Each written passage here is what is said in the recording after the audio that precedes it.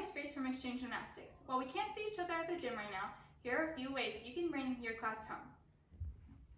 Alright, the first thing we're going to do is a bridge kickover. So if your athlete can't do it on the floor already, you can use something that has a little bit of a height to help them kick over. So you're going to have them start by laying down on the floor with their feet closest to whatever they're going to place their feet onto, and then you want to have them scoot as close as they can. Then they're going to push up to their bridge, open their shoulders, push them forward, and then kick over. You can also have them practice handstand fall to bridge. So they'll start by kicking up to a handstand, and then you'll want to stop them right here, put your hand under their back, and then have them kick over. Alright, the next drill we're going to do is a cartwheel step into hollow. This is a progression drill to a roundout. So instead of landing in a lunge like this, bigger lunge, you're going to land in a hollow. Show us what that looks like. Awesome. So this is what it looks like. So you pull your good foot in at the end into a hollow. I'm going to show us again, Lynn.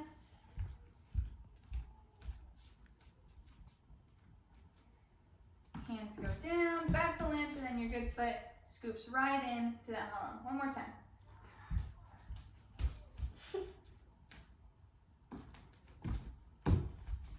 Awesome.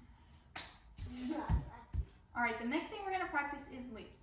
To warm up for our leaps, we're going to practice split jumps. When we do our split jumps, you're going to start in a set with your hands by your bottom, your shoulders are back, and then you're going to jump with your arms in airplane and your feet going out in a split. Awesome. So you practice a couple of those until you think you're ready for your leaps. All right, the next thing we're going to practice are your leaps. So we're going to start by teaching you the chasse. So your arms are going to be pressed back, and chasse is pretty much like a gallop. So you just start with a couple of chasses or gallops. Go ahead.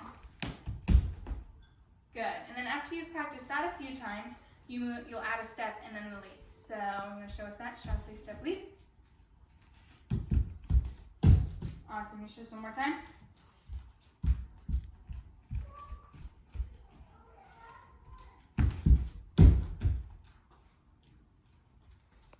Alright, the next thing we're going to practice is backwards roll to push up and backwards roll to pike. So we'll start with backwards roll to push up. They're going to start standing up, and then they'll roll backwards, put their hands down, and then, yep, a hollow body push up is how you're going to want them to land. Let's try that again.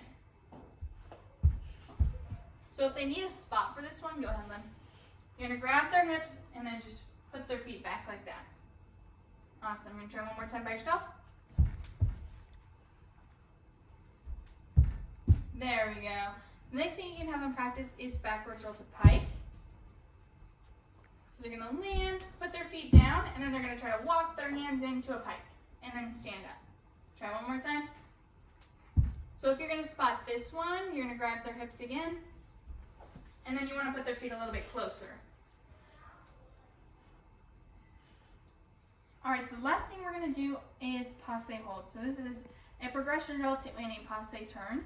So you want to make sure you have a good posse before you practice posse turns. So you just have them start, we'll actually start with our hands on our hips to begin.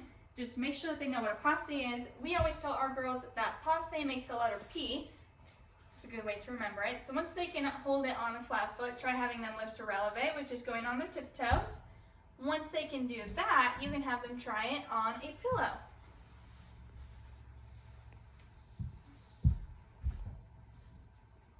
So have them start flat foot again, holding a posse, and then once they've got that done, they can try it on releve. So instead of a Posse ball, most people don't have Posse balls at home. We are just using a pillow. It kind of simulates the same thing.